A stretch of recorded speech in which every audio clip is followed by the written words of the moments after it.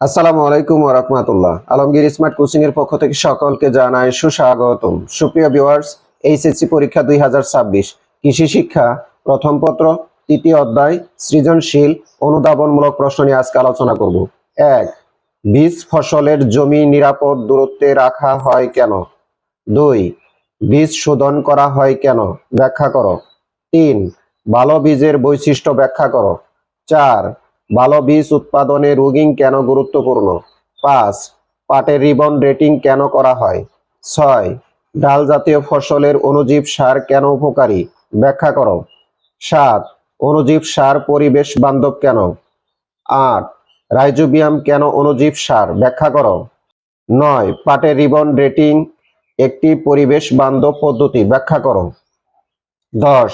Mushroom চাষ অর্থ উপার্জনের একটি উত্তম পথ, ব্যাখ্যা করো। 11. মৌমাছি চাষ লাভজনক কেন? ব্যাখ্যা করো।